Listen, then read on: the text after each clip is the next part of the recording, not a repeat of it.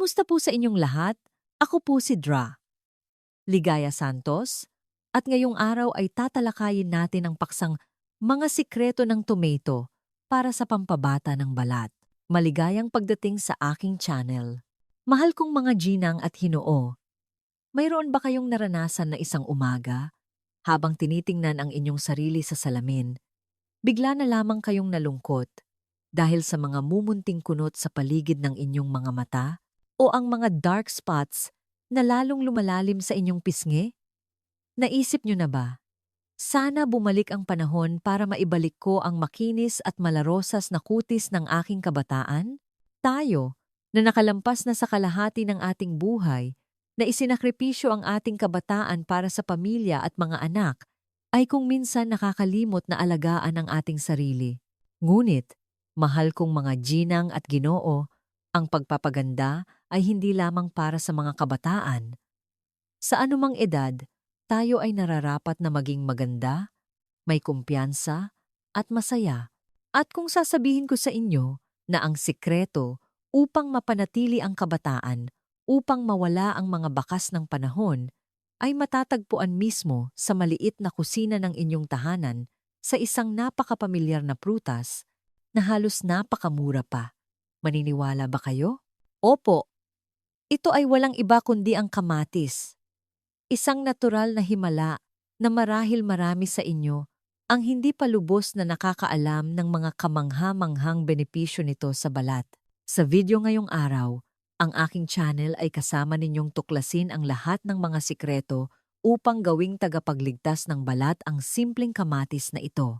Tutulong ito na tanggalin ang mga kulubot, patingkarin ang mga dark spots, at alagaan ang balat upang maging makinis, maliwanag, at may glow nang hindi na kailangang gumastos ng malaki sa spa.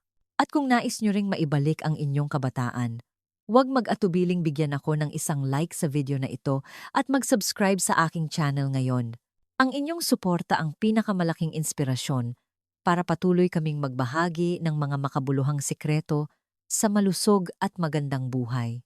At ngayon, bago tayo magsimula sa mga tiyak na pamamaraan, nais kong magbahagi ng kaunti upang mas maintindihan ninyo kung bakit ang maliit na kamatis na ito ay may ganitong kapangyarihan upang pabatain ang balat.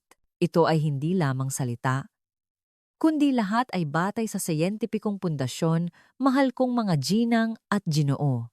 Unang bahagi, pag-decode ng himala ng kamatis. Bakit ito? Napakahiwaga. Marahil marami sa inyo ang nagtataka. Ano ang espesyal sa maliit na kamatis na ito? Kumakain naman kami nito araw-araw, pero wala naman kaming nakikita. Mahal kong mga ginang at ginoo. Tama na kumakain tayo nito araw-araw, ngunit ang pagkain at ang paggamit nito para sa pangangalaga ng balat ay dalawang magkaibang usapan. Ang kapangyarihan nito ay nasa mga mahahalagang nutrients na pinatunayan ng agham. Ang kamatis ay naglalaman ng napakataas na antas ng lycopene. Isipin ninyo ang lycopene na ito bilang isang matapang na mandirigma, isang tapat na tagapagtanggol ng inyong balat. Araw-araw, ang ating balat ay kailangang labanan ang napakaraming hindi nakikitang kalaban tulad ng sinag ng araw, usok, at polusyon. Ang mga ito ay lumilikha ng free radicals na sumisira sa mga sel ng balat, nagiging sanhi ng mga kulubot, dark spots, at pagtanda. Ang lycopene na ito ang siyang pupuksa sa mga free radicals na iyon, poprotekta sa balat mula sa pinsala, at magpapabagal ng proseso ng pagtanda sa isang mahiwagang paraan. Ang lycopene ang nagbibigay sa kamatis ng kulay pula. Mahal kong mga ginang at ginoo. Mas pula ang prutas, mas maraming mandirigmang tagapagtanggol ng balat. Ang kamatis ay isang natural na pabrika ng vitamin C. Alam ninyong lahat kung gaano kahalaga ang vitamin C, tama ba? Hindi lamang ito nakakatulong upang palakasin ang immune system ng katawan, kundi para sa balat. Ito rin ay isang mahusay na tagapagtayo na tumutulong upang pasiglahin ang paggawa ng collagen. Ang collagen ang balangkas na sumusuporta sa balat. Kapag tayo ay tumatanda, ang balangkas na ito ay humihina, bumabagsak, na lumilikha ng mga kulubot. Ang pagdagdag ng vitamin C mula sa kamatis ay ang paraan natin upang magbigay ng materyales upang muling palakasin ng tagapagtayong ito ang balangkas, na tumutulong sa balat na maging mas matatag, nababanat at makinis muli. Bukod pa rito, ang vitamin C ay nakakatulong na pigilan ang melanin, patingka rin ang mga dark spots, melasma at freckles na nagpapaliwanag at nagpapantay ng kulay ng balat. Ang kamatis ay naglalaman din ng maraming vitamin A at vitamin E.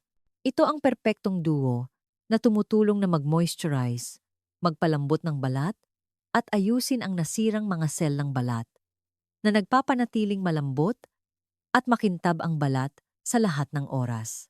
Sa isang simpleng kamatis lamang, naglalaman na ito ng isang malakas na pangkat ng pangangalaga sa balat. Tama ba? Mahal kong mga ginang at Ginoo. Kaya't ngayon, alamin natin kung paano natin gagawing pinakamabisang mga formula sa pagpapaganda ang pangkat na ito. Ikalawang bahagi, ang mga gintong formula para sa rejuvenation ng balat mula sa kamatis. Ang unang formula ay ang pinakasimple. Ito ay para sa mga nagsisimula na nais maranasan ang hiwaga ng kamatis sa pinaka-orihinal nitong anyo. Formula 1. Purong tomato mask, pagpukaw ng sariwang balat. Ang formulang ito, bagaman simple, ay ang pundasyon upang masanay ang balat at mas makuha ang mga sustansya mula sa kamatis. Mga sangkap, isang hinog na kamatis na puno ng katas. Tandaan na pumili ng sariwa, hindi durog, at walang kemikal. Ang kaligtasan ang una, paraan ng paggawa. Hakbang 1, paghahanda. Hugasan ng mabuti ang kamatis sa maligamgam na tubig na may kaunting asin, pagkatapos ay banlawan ng malinis na tubig upang maalis ang lahat ng dumi at bakterya. Hakbang 2. Maaari ninyong hiwain ang kamatis at ilagay sa blender upang durugin ng husto. Kung wala kayong blender, maaari kayong gumamit ng tinidor upang durugin hanggang maging malapot. Hakbang 3. Bago ilapat, tandaan na hugasan ng mabuti ang inyong mukha ng maligamgam na tubig upang lumaki ang pores at mas madaling makuha ang mga sustansya. Pagkatapos, gamit ang inyong mga kamay o isang malinis na brush, ilapat ng pantay ang pinaghalong kamatis sa buong mukha. Tandaan na iwanan ang bahagi ng mata at labi. Hakbang 4. Hayaan ang maskara sa mukha at magpahinga ng humigit kumulang 15 hanggang 20 minuto upang masipsip ng balat ang lycopene at vitamin C. Kapag medyo tuyo na ang maskara, banlawan ng malinis na tubig, tutulong ang malamig na tubig upang lumiit ang pores. Mga kahanga-hangang benepisyo ng formulang ito. Ang maskarang ito ay makakatulong na linisin ng malalim, kontrolin ang langis, paliitin ang pores, at magbigay ng malaking dami ng bitamina na magpapaliwanag at magpapaganda ng balat kaagad. Ipagpatuloy lamang ito ng 2 hanggang 3 beses sa isang linggo, at pagkatapos lamang ng 2 linggo, makikita ninyo na ang inyong balat ay magiging mas sariwa at mamula-mula. Ang unang formulang ito ay simple ngunit epektibo. Tama ba, mahal kong mga ginang at Ginoo? Ngunit kung ang balat ninyo ay tuyo at may maraming mumunting kulubot, kailangan nating magdagdag ng isa pang kasama para sa kamatis. Napakatamis ng kaibigang ito. Nais ba ninyong malaman kung ano ang matamis na regalong iyon? Ito ay pulot pukyutan. Formula 2. Tomato at honey. Ang iyong kasama para tanggalin ang kulubot at malalim na moisture. Ang pulot pukyutan ay matagal nang kilala bilang isang kamangha-manghang pampabasa, antibacterial at anti-aging na himala. Kapag pinagsama sa kamatis, magkakaroon tayo ng isang maskara na tagapagligtas para sa tuyo at matandang balat. Mga sangkap, kalahating hinog na kamatis, dinurog tulad ng sa Formula 1, isang kutsarita ng purong pulot pukyutan. Tandaan na pumili ng tunay na pulot pukyutan. Huwag magtipid at bumili ng pinatatamisan ng asukal. Hindi ito maganda para sa balat. Paraan ng paggawa. Kailangan nyo lamang maglagay ng isang kutsarita ng pulot pukyutan sa dinurog na kamatis Haluin ng mabuti hanggang maghalo ang dalawang sangkap na bumubuo ng isang makinis, makintab na gintong pula na halo. Ang mga hakbang sa paglalagay ng maskara at paghuhugas ng mukha ay pareho pa rin tulad ng sa unang formula. Ilagay din ito ng 15 hanggang 20 minuto at pagkatapos ay banlawan ng malamig na tubig. Ang kagandahan ng formulang ito para sa iyong balat.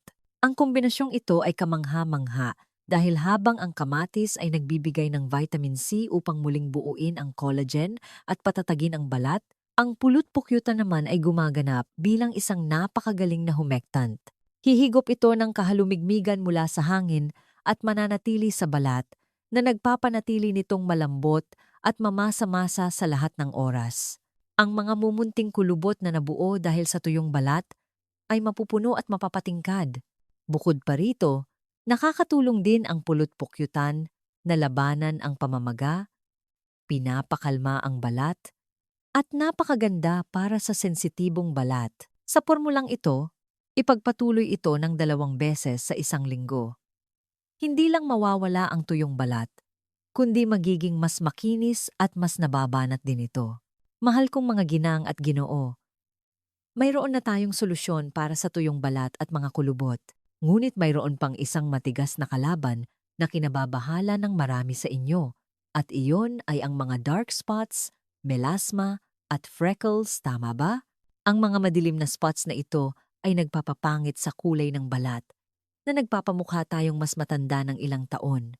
Huwag mag-alala, may isa pang kakampi ang kamatis na napakapamilyar sa inyong refrigerator upang malutas ang problemang ito. At iyon ay ang unsweetened yogurt, Formula 3. Tomato at yogurt. Ang natural na pambura para sa dark spots at melasma. Ang yogurt ay hindi lamang maganda para sa panunaw, kundi isa ring mahusay na sangkap sa pagpapaganda, lalo na sa pagpapaliwanag ng balat at pagpatingkad ng dark spots at melasma. Mga sangkap: kalahating hinog na kamatis, dinurog, 2 kutsarita ng unsweetened yogurt. Kailangan talaga itong unsweetened yogurt dahil ang asukal ay maaaring magbara sa pores at hindi maganda para sa balat. Paraan ng paggawa: paghaluin ng mabuti ang kamatis at yogurt hanggang maging makinis ang pinaghalong. Pagkatapos, hugasan ng malinis ang mukha. Pagkatapos ay gamitin ang mga kamay upang ilapat ng pantay ang maskara sa mukha. At lalo na sa mga lugar na may dark spots at melasma, maaari kayong maglagay ng mas makapal na layer. Panatilihin ang maskara sa loob ng humigit kumulang 15 minuto, pagkatapos ay banlawan ng malinis na tubig. Ang sikreto ng epektibong pormulang ito. Ang pormulang ito ay epektibo dahil ang yogurt ay naglalaman ng isang napakalambot na acid na tinatawag na lactic acid. Ang lactic acid na ito ay gumagana bilang isang napakagaan na chemical exfoliant. Ito ay dadaan, magbabalat, at magtatanggal ng matatandang, madilim na mga cell ng balat sa ibabaw, na siyang layer ng balat na naglalaman ng dark pigments. Kapag naalis ang lumang balat, ang vitamin C sa kamatis ay mas madaling masisipsip na pinipigilan ang paggawa ng bagong melanin. Sa ganitong paraan, ang tagapaglinis na lactic acid ang nauuna at ang tagapag-ayos na vitamin C ang sumusunod. Dahan-dahang, ang mga dark spots at melasma ay magpapatingkad na magbabalik sa inyo ng makinis at pantay na kulay ng balat. Ang pormulang ito ay dapat ding gawin ng 2 hanggang 3 beses bawat linggo upang makita ang pinakamaliwanag na epekto. Ikatlong bahagi. Mga gintong paalala kapag gumagamit ng kamatis para sa pagpapaganda. Mahal kong mga ginang at ginoo, bagaman ang mga formula sa itaas ay napakabuti at ligtas, upang ang pamamaraang ito ay maging pinakamabisa at ganap na ligtas para sa inyong balat, mayroon akong ilang mahahalagang payo. Makinig po kayong mabuti. Laging subukan ang reaksyon ng balat bago gamitin. Ang ating balat sa bawat edad at bawat oras ay magkakaiba. Kahit na ang kamatis ay natural na sangkap, maaaring magkaroon ng allergy ang iilan. Kaya, Bago ilapat sa mukha, kumuha ng kaunting halo at ilagay sa manipis na balat sa likod ng tainga o sa loob ng pulso at hayaan ng 15 hanggang 20 minuto. Kung walang pangangati o pamumula, ligtas na itong gamitin sa buong mukha. Ang pinakamahalagang bagay ay obligadong gumamit ng sunscreen araw-araw. Nais kong bigyang diin muli, obligadong gumamit ng sunscreen. Ang kamatis ay may bahagyang acidic na katangian na tumutulong na linisin ang balat at magtanggal ng patay na balat. Kaya pagkatapos maglagay ng maskara, ang ating balat ay magiging medyo manipis at mas sensitibo sa sinag ng araw. Kung hindi maingat na protektahan ng balat, hindi lamang hindi mawawala ang melasma at dark spots, kundi lalo pa itong titindi. Isipin ang sunscreen bilang isang kailangang-kailangan na armor na nagpoprotekta sa resulta ng inyong pangangalaga sa balat. Sa bahay man o sa labas, maaraw man o maulap, kailangan ninyong maglagay ng sunscreen. Huwag magpakasobra. Kung ano ang masyadong maganda at ginagamit ng madalas ay hindi rin maganda. Kailangan din ng ating balat ng oras upang magpahinga at mag-regenerate. Sa bawat linggo, 2 hanggang 3 beses lamang ang dapat ninyong paglalagay ng tomato mask. Sa bawat paglalagay, 15 hanggang 20 minuto lamang. Huwag masyadong matagal sa balat. Kailangan ang tiyaga. Ang pagpapaganda sa pamamagitan ng natural na pamamaraan ay hindi magic potion. Hindi ito makikita kaagad sa isang araw o 2. Nangangailangan ito ng inyong tiyaga at pagtitiyaga. Unti-unti, bawat araw, bawat linggo, pasasalamatan ng inyong balat ang inyong sipag sa pamamagitan ng mas maliwanag at mas bata na hitsura. Huwag mawalan ng pag-asa. Ang kagandahan sa labas ay dapat kasama ng kalusugan sa loob. Bukod sa paglalagay ng maskara, uminom din ng maraming tubig, kumain ng maraming gulay at prutas, lalo na ang kamatis, matulog ng sapat, at panatilihing laging masaya at positibo ang isip. Iyan ang sikreto sa komprehensibo at pangmatagalang kagandahan at kabataan. Mahal kong mga ginang at ginoo, ngayong araw, ang aking channel ay kasama ninyong natuklasan ang napakasimple, matipid, ngunit epektibong mga sikreto sa pagpapabata ng balat mula sa pamilyar na kamatis.